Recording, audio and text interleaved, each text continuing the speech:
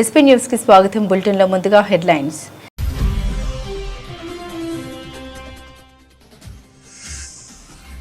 H1B EAD green కార్డుదారులే లక్ష్యంగా America కొత్త rules, భారతీయులపై తీవ్ర ప్రభావం.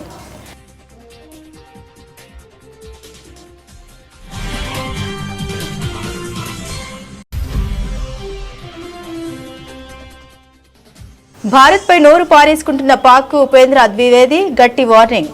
మళ్లీ ఏదైనా మూర్ఖపు చర్యకు దిగితే ఆపరేషన్ సింధూర్ రెండో రౌండ్కు తాము రెడీగా ఉన్నామని స్పష్టం చేసిన ఆర్మీ చీఫ్.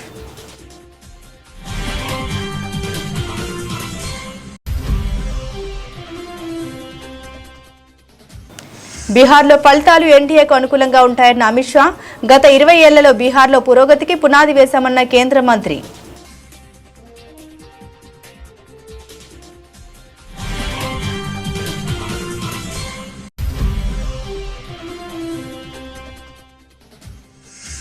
బోరబండలో ఏర్పాటు చేసిన కార్నర్ మీటింగ్ లో పాల్గొన్న ముఖ్యమంత్రి రేవంత్ రెడ్డి. సమస్యల పరిష్కారానికి నవీన్ యాదవ్ ను గెలిపించారని ఓటర్లకు విజ్ఞప్తి.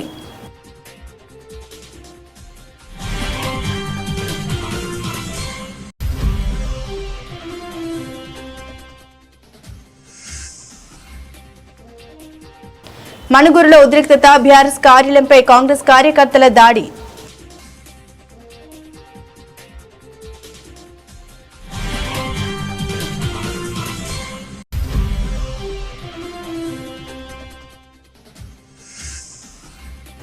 నకిలీ మద్యం కేసులో జోగి రమేష్ అరెస్ట్. రాజకీయ కక్షతోనే తనను ఇరికించారన్న మాజీ మంత్రి.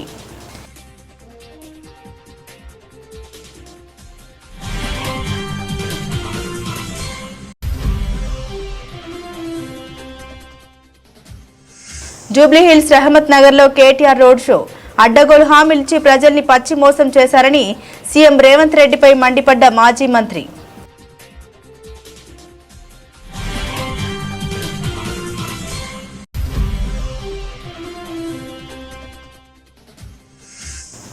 కాశీబుగ్గ ఆలయంలో తోపులాట జరిగిన ప్రాంతాన్ని పరిశీలించిన లోకేష్.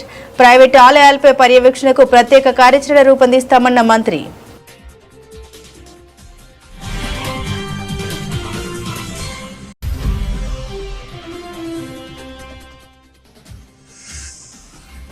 ఫోన్ ట్యాపింగ్ విషయంలో సంచలన ఆరోపణ చేసిన కల్వకుంట్ల కవిత. తన భర్త ఫోన్ ట్యాప్ చేసిన జాగృతి అధ్యక్షురాలు.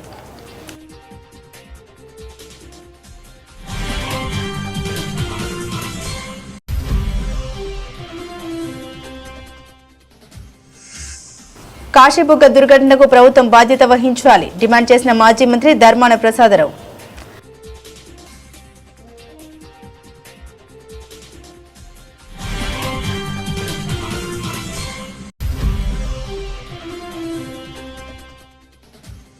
మహిళల ప్రపంచ కప్ ఫైనల్లో భారత్ దక్షిణాఫ్రికా ఢీ.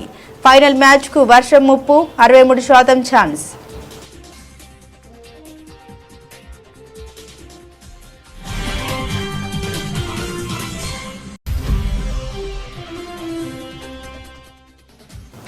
కృష్ణానగర్ కష్టాలు తెలియవు కానీ ఫిలిం నగర్ బాధలు తెలుసు. జటాధర ప్రీ రిలీజ్ ఈవెంట్ లో నటుడు సుధీర్ బాబు.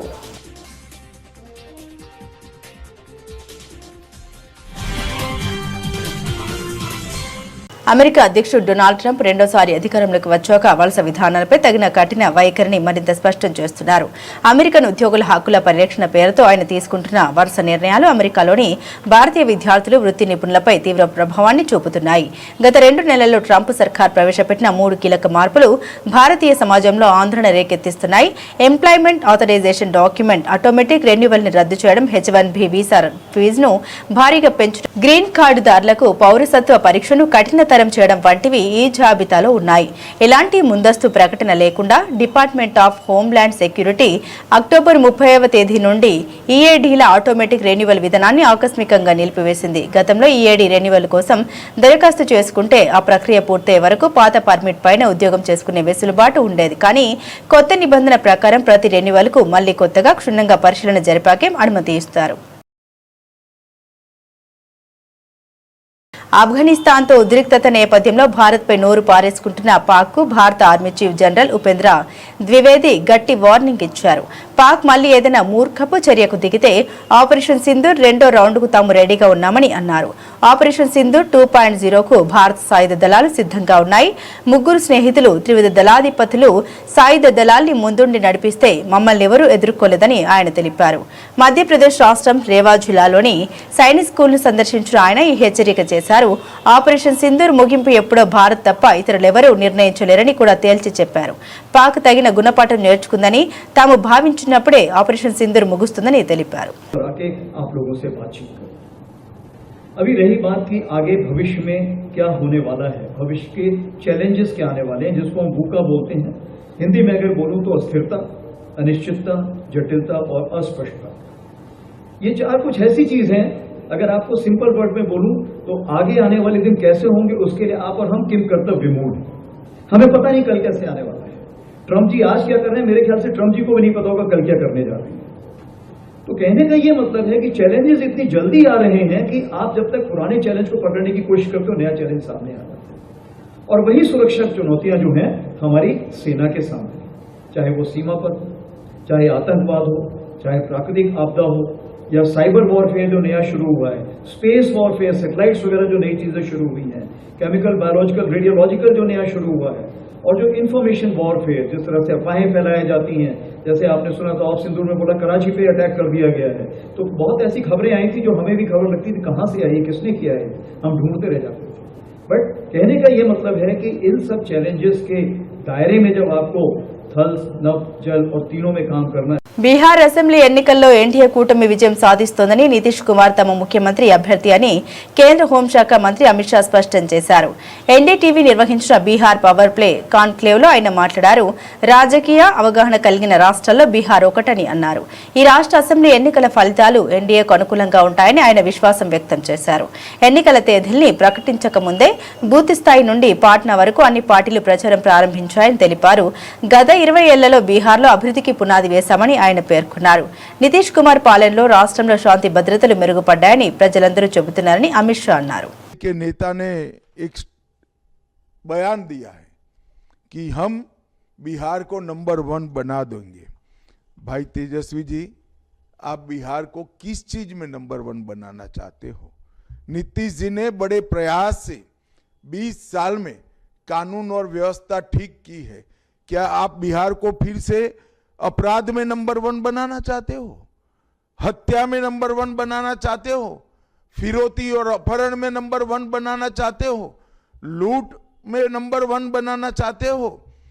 आपकी ये इच्छा आपके मन में ही रह जाएगी, क्योंकि फिर से एक बार बिहार की जनता एनडीए को चुनने जा रही है. नीतीश कुमार जी और नरेंद्र मोदी की जोड़ी को चुनने जा रही है. घुसपैठियों को मत देने का अधिकार होना चाहिए क्या? मैं जानता हूं आप सभी का जवाब है कि नहीं होना चाहिए. कांग्रेस के नेता राहुल गांधी जी ने बिहार में घुसपैठिया बचाओ यात्रा निकाली थी, क्योंकि ये सभी दल हमारे खिलाफ जो चुनाव लड़ रहे हैं उनके लिए घुसपैठिया एक वोट बैंक है. और मैं मानता हूं कि घुसपैठिया हमारे युवाओं की रोजगारी के बीच में उसको रोजगारी छीनने का काम करते हैं, गरीब का अनाज में हिस्सेदारी लेते हैं. బోరబండలో ఏర్పాటు చేసినటువంటి కార్నర్ మీటింగ్ లో ముఖ్యమంత్రి మాట్లాడారు. ఈ ప్రాంత సమస్యల పరిష్కారానికి నవీన్ యాదవ్ ను గెలిపించాలని కోరారు.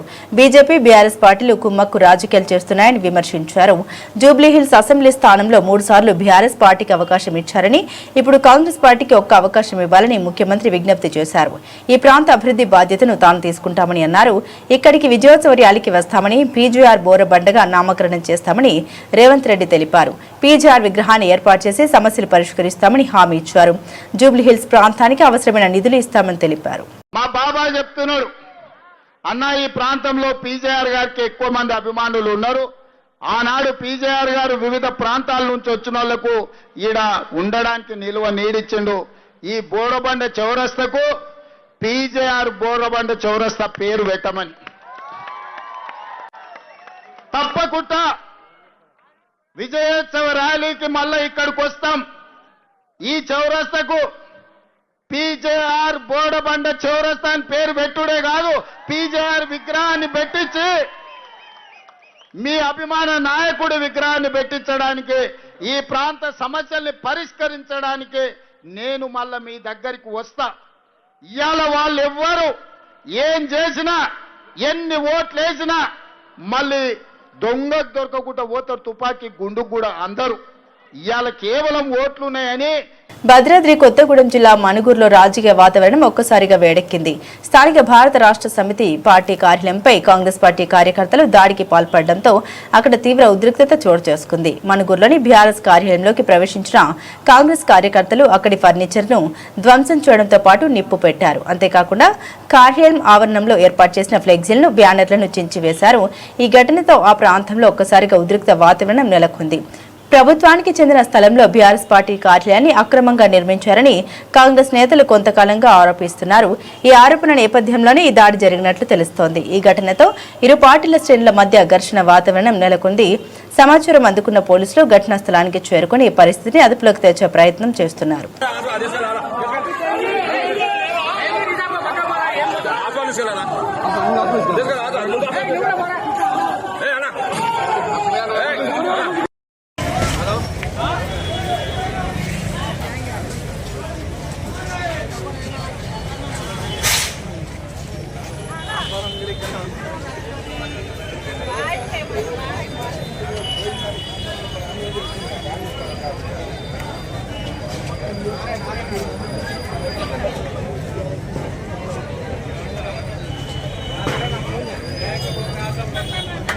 నకిలీ మద్యం కేసులో వైసీపీ సీనియర్ నేత మాజీ మంత్రి జోగి రమేష్ ను ప్రత్యేక దర్యాప్తు బృందం అధికారులు అరెస్టు చేశారు.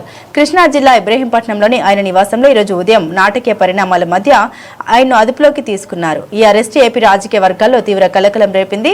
ఇక వివరాల్లోకి వెళ్తే ఈరోజు ఉదయం భారీ పోలీసు బలగాలతో సిట్ అధికారులు జోగి రమేష్ ఇంటికి చేరుకున్నారు. తొలుత ఆయన అనుచరుడైన రామును విచారణ నిమిత్తం అదుపులోకి తీసుకున్నారు. అనంతరం హైడ్రామా నడుమ జోగి రమేష్ ను అరెస్టు చేశారు. ఈ విషయం తెలుసుకున్న వైసీపీ కార్యకర్తలు, అభిమానులు పెద్ద సంఖ్యలో ఆయన ఇంటి వద్దకు చేరుకున్నారు. వారికి అభివాదం చేస్తూనే జోగి రమేష్ పోలీసు వాహనంలోకి ఎక్కారు. ఈ కేసులో ప్రధాన నిందితుడిగా ఉన్న అద్దెపల్లి జనార్దన్రావు ఇచ్చిన వాంగ్మూలం ఆధారంగానే జోగి రమేష్ ను అరెస్టు చేసినట్లు తెలుస్తోంది. జోగి రమేష్ ప్రోద్బలంతోనే తాను నకిలీ మద్యం తయారు చేసినట్లు జనార్దన్రావు విచారణలో వెల్లడించినట్లు సమాచారం.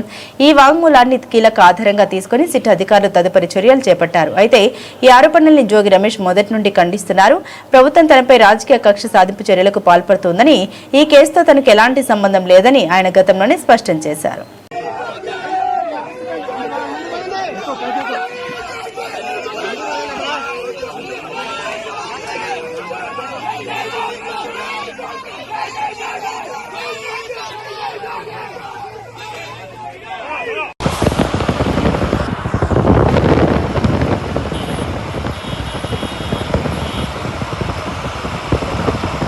జూబ్లీహిల్స్ రహమత్ నగర్ లో కేటీఆర్ రోడ్ షో నిర్వహించారు. ఈ సందర్భంగా ఆయన మాట్లాడారు. జూబ్లీహిల్స్ ప్రజలంటే మాగంటి గోపీనాథ్ ఎంతో అభిమానం ఉండేదని అన్నారు. జూబ్లీహిల్స్ ప్రజలకు బీఆర్ఎస్ అండగా ఉంటుందని తెలిపారు. గోపన్నపై అభిమానాన్ని మరోసారి జూబ్లీహిల్స్ ప్రజలు చాటి చెప్పాలని కోరారు. అడ్డగోలు హామీలిచ్చి ప్రజల్ని పచ్చి మోసం చేశారని సీఎం రేవంత్ రెడ్డిపై కేటీఆర్ మండిపడ్డారు. పథకాలను రద్దు చేస్తామని రేవంత్ రెడ్డి బెదిరిస్తున్నాడని విమర్శించారు. అసలేం పథకం ప్రారంభించావు రేవంత్ రెడ్డి అని నిలదీశారు. కేసీఆర్ అమలు చేసిన పథకాల్ని రేవంత్ రెడ్డి రద్దు చేసిండని విమర్శించారు. రేవంత్ రెడ్డి అమలు చేసిన ఏ పథకం చూసి కాంగ్రెస్ కు ఓటు వేయాలని ప్రశ్నించారు. నేను మీకు మాటిస్తున్నా, అయ్యో మా గోపన్న లేడు కదా, మాకేమన్నా అయితే గూండగాల్లో రౌడీగాల్లో వాడో వీడో లట్టుగాడో పొట్టుగాడో సతాయిస్తే ఎట్లా అని మీరు అనుకుంటుండొచ్చు. ఎక్కువ దూరం లేను, నేను కూడా పక్కనే బంజారాయిల్స్ లో తెలంగాణ భవన్ మన జనతా గ్యారేజ్ ఉన్నది. ఒక్క ఫోన్ కొడితే 40 మంది ఎమ్మెల్యేలను ఎమ్మెల్సీలను తీసుకొని మీ రేమత్ నగర్కి వచ్చే బాధ్యత నాది. ఆడబిడ్డ కదా ఏం చేస్తుంది అనుకుంటుర్రేమో. ఆడబిడ్డ అంటే ఆదిశక్తి రూపం. తప్పకుండా సునీతమ్మ కూడా అర్ధరాత్రైనా ఒక అమ్మలాగా ఒక అక్కలాగా మీకు అండగా నిలబడుతుంది. మేమందరం కేసీఆర్ గారితో సహా మొత్తం పార్టీ మీకు అండగా నిలబడుతుంది. భయపడవలసిన అవసరం లేదు. ఏ స్థలం అయితే గోపీనాథ్ గారు కాపాడినరో ఎస్పీఆర్ హిల్స్ లో, ఆ స్థలంలోనే నేను మీకు మాటిస్తా ఉన్నా, బ్రహ్మాండమైన స్టేడియం కడదాం, దానికి మాగంటి గోపీనాథ్ గారి పేరు పెడదాం. ఎన్ని కోట్లు ఖర్చైనా బ్రహ్మాండమైన స్టేడియం కడదాం. శ్రీకాకుళం జిల్లాలో తీవ్ర విషాదం చోటు చేసుకోవడం తెలిసిందే. కాశీబుగ్గలోని వెంకటేశ్వర స్వామి ఆలయంలో ఏకాదశి సందర్భంగా జరిగిన తొక్కిసలాటలో 9 మంది భక్తులు దుర్మరణం చెందగా మరో 16 మంది గాయపడ్డారు. ఊహించని రీతిలో భక్తులు భారీ సంఖ్యలో తరలి రావడంతో ఈ దురదృష్టకర ఘటన జరిగిందని రాష్ట్ర విద్యా ఐటీ శాఖల మంత్రి నారా లోకేష్ తెలిపారు. ఘటన జరిగిన వెంటనే ఆయన కేంద్ర మంత్రి రామ్మోహన్ నాయుడు, హోంమంత్రి వంగలపూడి అనితతో కలిసి హుటాహుటిన ఘటనా స్థలానికి చేరుకున్నారు. ఘటన జరిగిన తీరును అధికారులను అడిగి తెలుసుకున్నారు. అనంతరం పలాసలోని కమ్యూనిటీ హెల్త్ సెంటర్ కి వెళ్లి క్షతగాత్రుల్ని పరామర్శించారు. వారికి ధైర్యం చెప్పారు. క్షతగాత్రులకు అందుతున్న వైద్యాన్ని, వారి ఆరోగ్య పరిస్థితిని వైద్యుల్ని అడిగి తెలుసుకున్నారు. అనంతరం పలస సిహెచ్సి వద్ద నిర్వహించిన విలేకరుల సమావేశంలో మంత్రి నారా లోకేష్ మాట్లాడారు. గౌరవ ముఖ్యమంత్రి గారు ఇది తెలుసుకున్న వెంటనే నాతో మరియు డిజాస్టర్ మేనేజ్మెంట్ మార్చులు అనిత గారితో కూడా మాట్లాడటం జరిగింది. ఇమ్మీడియట్ గా రాష్ట్ర వ్యాప్తంగా ఉన్న కలెక్టర్లకి, ఎస్పీలందరికి కూడా రాష్ట్రంలో ఉన్న అన్ని గుడులకి వాళ్ళ డేట్స్ ఏంటి, వాళ్ళ ప్రోగ్రామ్స్ ఏంటి, గతంలో భక్తులు ఎంతమంది వచ్చారు, రాబోయే రోజులు ఎంతమంది వస్తారు, ముందల నుంచే మొత్తం వివరాలు సేకరించి సీసీటీవీ కెమెరాలన్నీ కూడా ఏర్పాటు చేసి క్రౌడ్ మానిటరింగ్ కూడా టెక్నాలజీ వాడి చేయమని ఆయన ఆదేశాలు కూడా జారీ చేస్తాం జరిగింది. అంతేకాకుండా ఇలాంటి ఘటన, ఎందుకంటే ఎండోమెంట్ కింద ఉన్న గుడులకి ఒక వ్యవస్థ ఉంటుంది, ఒక మానిటరింగ్ మెకానిజం ఉంటాయి. ప్రైవేట్ గుడులు అంటే ప్రైవేట్ వ్యక్తులు గుడులు కట్టినప్పుడు దానికి తీసుకోవాల్సిన జాగ్రత్తలు ఏంటి, గుడి కట్టేటప్పుడు SOPs ఏమేం పాటించాలి, దానిపైన కూడా చాలా సీరియస్ గా రూపొందించి అది కూడా అనౌన్స్ చేయమని గౌరవ ముఖ్యమంత్రి గారు మంత్రివర్గాన్ని కూడా ఆదేశాలు జారీ చేశారు.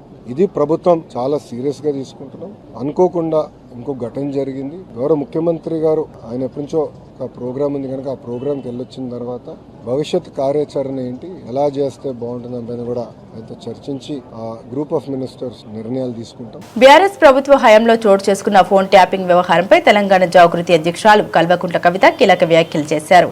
తన భర్త ఫోన్ ను కూడా ట్యాప్ చేశారని ఆమె ఆరోపించారు. సొంత భావ ఫోన్ ను కూడా ట్యాప్ చేస్తారని ఆమె ప్రశ్నించారు. ఫోన్ ట్యాపింగ్ కు సంబంధించిన వార్తలు వినగానే తనకు ఏదోలా అనిపించదని ఆమె అన్నారు. జాగృతి జనంబాట కార్యక్రమంలో భాగంగా కరీంనగర్ లో ఆమె మీడియాతో మాట్లాడారు. బీఆర్ఎస్ లో తాను ఎన్నో అవమానాలకు గురయ్యామని ఆవేదన వ్యక్తం చేశారు. అన్యాయం జరిగితే భరిస్తాను, కానీ అవమానాన్ని మాత్రం సహించబోమని తెలిపారు. ఆత్మగౌరవం కోసమే తాను పార్టీతో విభేదించామని ఆమె పేర్కొన్నారు. కాశీబుగ్గ ఆలయంలో జరిగిన దుర్ఘటనకు కూటమి ప్రభుత్వమే బాధ్యత వహించాలని వైఎస్ఆర్సీపీ సీనియర్ నాయకుడు మాజీ మంత్రి ధర్మాన ప్రసాదరావు అన్నారు. తొక్కిసలాట ఘటనలో భక్తులు మరణించడం పట్ల ఆయన దిగ్భ్రాంతికి గురయ్యారు. ఈ మేరకు ఆయన మీడియాతో మాట్లాడారు.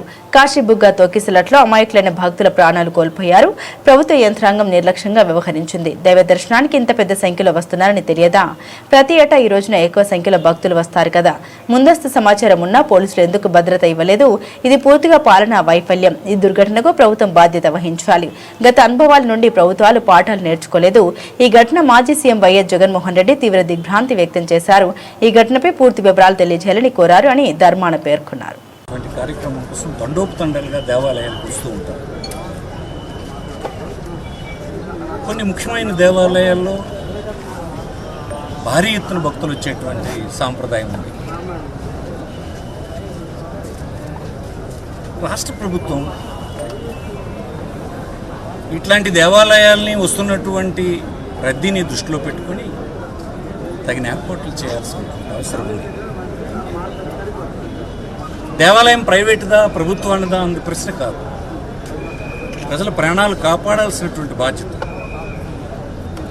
దానికోసం అనేకమైన డిపార్ట్మెంట్లతో రూపొందినటువంటి ప్రభుత్వం ఆ బాధ్యత వహించాల్సి ఉంటుంది. ప్రజాస్వామ్యంలో ప్రభుత్వాలు ఈయన ఇక్కడ స్పష్టంగా కనిపిస్తున్నది ఏంటంటే ప్రభుత్వ వైఫల్యం కనిపిస్తుంది. 2 కానిస్టేబుల్ వెళ్ళారని తెలిసింది. అంటే మీకు నోటీసులో ఉంది కదా. ఈ దేవాలయానికి విపరీతంగా భక్తులు వస్తారు, రద్దీ అవుతుంది అన్న విషయం వారి నోటీసులో ఉంది. నోటీసులో ఉండి కూడా మీరు తగిన ఏర్పాట్లు అక్కడ చేయలేకపోవడం వల్ల ఈనాడు ఈ 9 మంది మరణానికి దారితీసింది. సీరియస్గా ఇంజరీ అయినటువంటి 2, చిన్న చిన్న గాయాలతో మరొక 6 ఈనాడు హాస్పిటల్ పాలైనారు. ఈ సంఘటన ఇది ఒక్కటి కాదు, మనం చూస్తూనే ఉన్నాం. సింహాచలంలో ఇటీవల జరిగింది. పక్క రాష్ట్రాల్లో 2 రాష్ట్రాలకు చెందినటువంటి పౌరులు చనిపోయినటువంటి సంఘటనలు కూడా చూస్తున్నాం. ఇన్ని చూసిన తర్వాత కూడా ఎందుకు ప్రభుత్వం మహిళల ప్రపంచ కప్ 2025 ఫైనల్ సమరానికి రంగం సిద్ధమైంది. నవీ ముంబైలోని డివై పాటిల్ స్టేడియంలో టైటిల్ కోసం భారత్ దక్షిణాఫ్రికా జట్లు అమీతుమీ తేల్చుకునున్నాయి.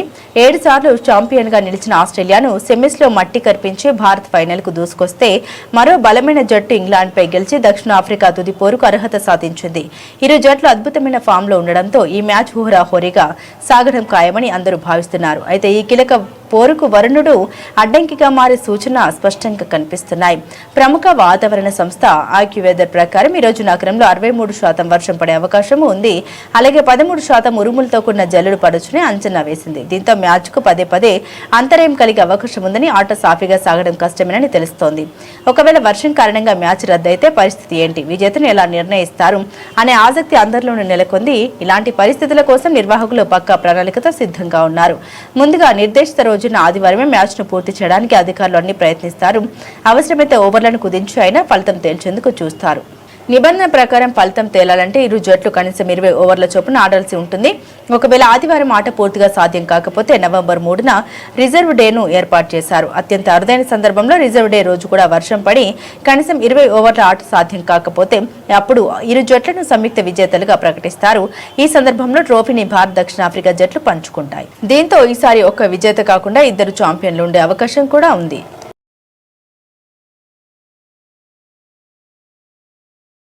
తన సినీ ప్రయాణంలో అవకాశాల కోసం భావ స్టార్ హీరో మహేష్ బాబును ఏనాడు సిఫార్సు చేయమని అడగలేదని నటుడు సుధీర్ బాబు స్పష్టం చేశారు. అందరిలాగే తాను ఆఫీసుల చుట్టూ తిరిగి ఆడిషన్స్ ఇచ్చి అవకాశాలు దక్కించుకున్నామని తెలిపారు. శనివారం రాత్రి జరిగిన తన కొత్త చిత్రం జటాధర ప్రీ రిలీజ్ ఈవెంట్లో ఆయన తన కెరీర్ ఆరంభంలోని కష్టాలని గుర్తు చేసుకున్నారు. ఈ సందర్భంగా సుధీర్ బాబు మాట్లాడారు. సూపర్ స్టార్ కృష్ణ గారి అల్లుడిగా మహేష్ బాబు బావగా ఉండడం నాకు గర్వకారణం. అదొక పెద్ద బాధ్యత. అయితే సినిమాల్లోకి రావడానికి చాలా ప్రయత్నాలు చేశాను. ఎన్నో ఆఫీసుల చుట్టూ తిరిగాను. ఏ ఆఫీస్కి వెళ్ళినా మొదట బాగా మాట్లాడి కాఫీ ఇచ్చి ఆ తర్వాత అవకాశం లేదని చెప్పేవారు. నాకు కృష్ణానగర్లోని కష్టాలు తెలియకపోవచ్చు కానీ ఫిలిం నగర్లోని బాధలు తెలుసు. బస్సులో తిరిగి అవకాశాలు వెతుక్కోవడం తెలియకపోవచ్చు కానీ కారులో కూర్చుని బాధపడడం తెలుసు. ఇది సానుభూతి కోసం చెప్పడం లేదు.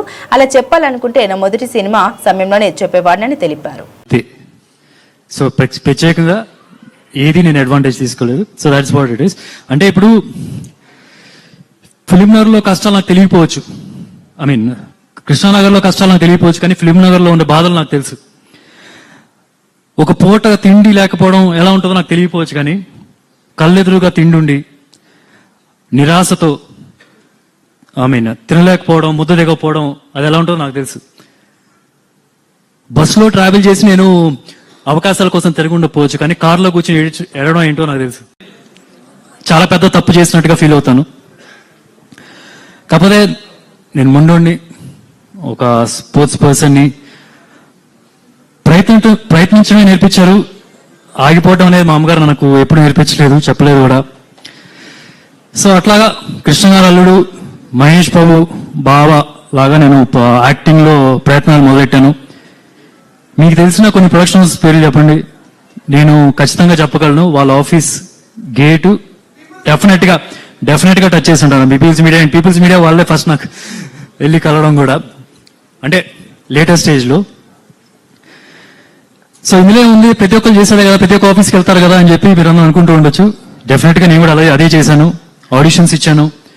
కొన్ని వీడియోస్, కొన్ని ఫైట్ యాక్షన్ స్టంట్ వీడియోస్ ఇవన్నీ పట్టుకొని ప్రతి ఆఫీస్కి తిరిగాను. అలా వెళ్ళిన ప్రతి ఆఫీస్కి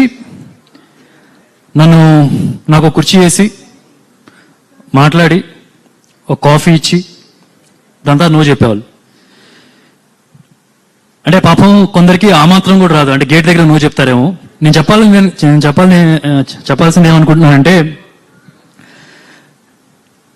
బులెటిన్ ముగించే ముందు హెడ్లైన్స్ మరోసారి.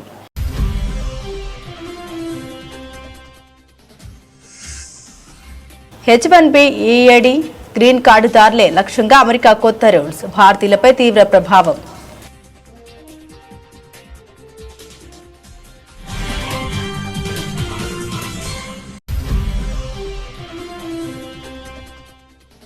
భారత్పై నోరు పారేసుకుంటున్న పాక్ ఉపేంద్ర ద్వివేది గట్టి వార్నింగ్.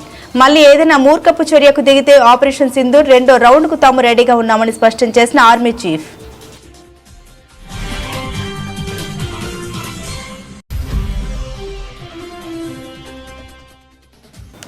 బీహార్లో ఫలితాలు ఎన్డీఏకు అనుకూలంగా ఉంటాయన్న అమిత్ షా.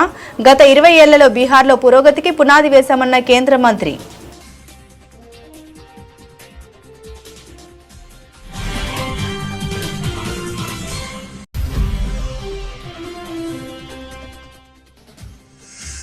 బోరబండలో ఏర్పాటు చేసిన కార్నర్ మీటింగ్ లో పాల్గొన్న ముఖ్యమంత్రి రేవంత్ రెడ్డి సమస్యల పరిష్కారానికి నవీన్ యాదవ్ ను గెలిపించాలని ఓటర్లకు విజ్ఞప్తి.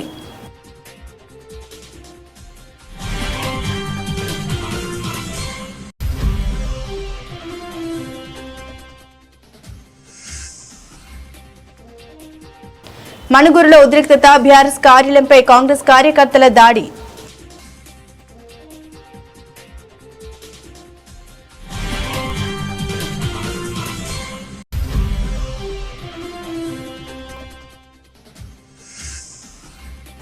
నకిలీ మద్యం కేసులో జోగి రమేష్ అరెస్ట్, రాజకీయ కక్షతోనే తనను ఇరికించారన్న మాజీ మంత్రి.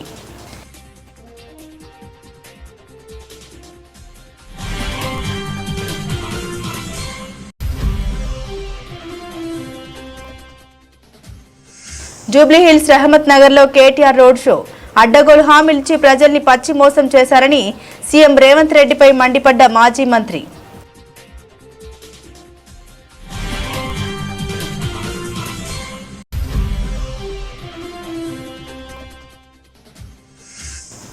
కాశీబుగ్గ ఆలయంలో తోపులాట జరిగిన ప్రాంతాన్ని పరిశీలించిన లోకేష్, ప్రైవేటు ఆలయాలపై పర్యవేక్షణకు ప్రత్యేక కార్యాచరణ రూపొందిస్తామన్న మంత్రి.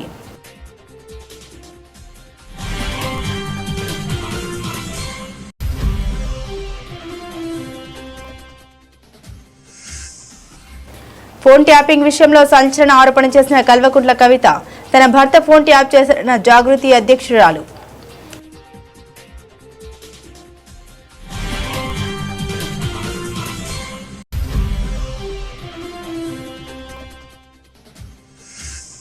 కాశీబుగ్గ దుర్ఘటనకు ప్రభుత్వం బాధ్యత వహించాలి డిమాండ్ చేసిన మాజీ మంత్రి ధర్మాన ప్రసాదరావు.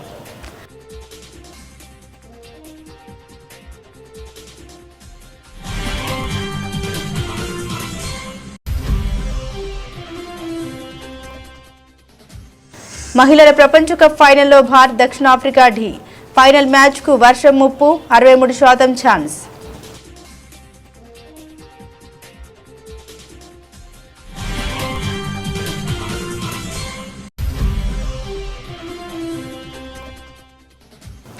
కృష్ణానగర్ కష్టాలు తెలియవు కానీ ఫిలిం నగర్ బాధలు తెలుసు. జటాధర ప్రీ రిలీజ్ ఈవెంట్ లో నటుడు సుధీర్ బాబు.